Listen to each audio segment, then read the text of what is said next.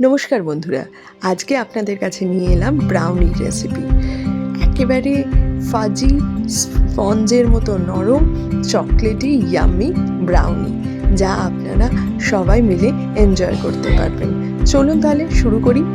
প্রথমে কনভেকশনে আমি ওভেনটা অন করে দিচ্ছি 160 ডিগ্রি ফারেনহাইটে 10 মিনিটসের জন্য। এতে আমার জিনিসটা প্রিহিট হতে থাকবে। এদিকে আমি চকলেট আর বাটারটাকে মেল্ট করে নিয়েছি। চকলেট আর বাটারটা একটুখানি আমি 30 সেকেন্ড মতো মাইক্রোওভেনে মেল্ট করে নিয়েছি।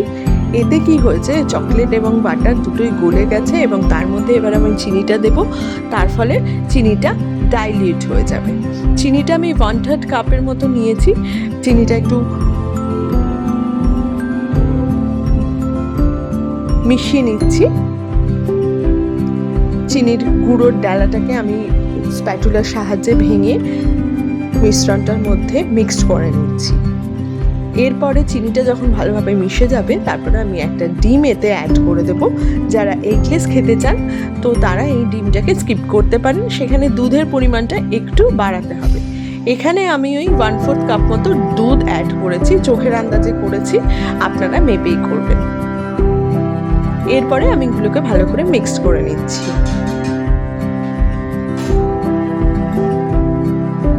এরপরে আমি ড্রাই ইনগ্রিডিয়েন্টসগুলো একটা স্টেনারের মধ্যে দিচ্ছি। প্রথমে আমি দিয়েছি হচ্ছে baking powder, baking soda, baking powder 1 teaspoon, baking soda 1/2 teaspoon, 2 table spoon হচ্ছে কোকো পাউডার। ভরে ভরে কোকো পাউডার দিচ্ছি। আমার কাছে কফি ছিল না, আপনাদের কাছে থাকলে কফি পাউডার এখানে অ্যাড করতে পারেন। আর দেব হচ্ছে ময়দা। ময়দা আমি এখানে 1 কাপ অ্যাড করব। 1 কাপের একটু কমও করা যায় বা 1 কাপ। এই ময়দার পরিমাণটা আপনারা আপনাদের হিসাব অনুযায়ী করতে পারেন। ময়দার জায়গায় আপনারা আটাও ইউজ করতে পারেন, রাগি ফ্লাওয়ারও ইউজ করতে পারেন। এবারে আমি সব কিছুকে একটু ভালো করে স্টেন করে নেব, যার ফলে ওদের ভেতরে যে এয়ার ইনকর্পোরেট হবে তাতে জিনিসটা ফ্লাপি হবে।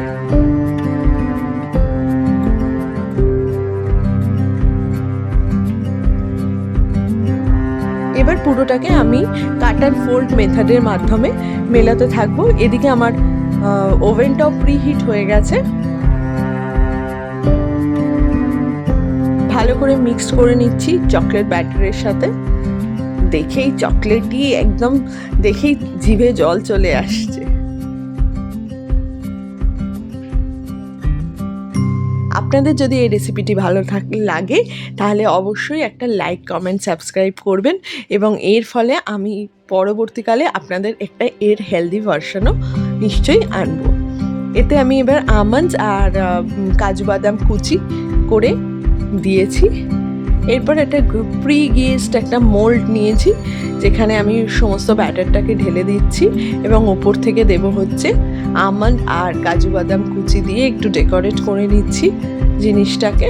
তারপর আমি ওভেনের মধ্যে এটাকে দিয়ে দিচ্ছি।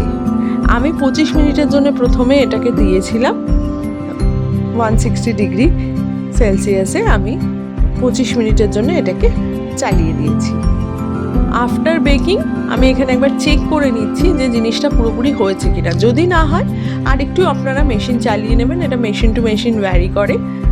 এবারে যখন ছুরিটা ক্লিন বেরিয়েছে তার মানে এটা পুরোপুরি হয়ে গেছে। একটু ঠান্ডা হওয়ার পর ডিমোল্ড করবেন, অবশ্যই একটু ঠান্ডা হওয়ার পরে ডিমোল্ড করবেন। দেখুন পেছন থেকে বাটার পেপারটা কিভাবে উঠে আসছে।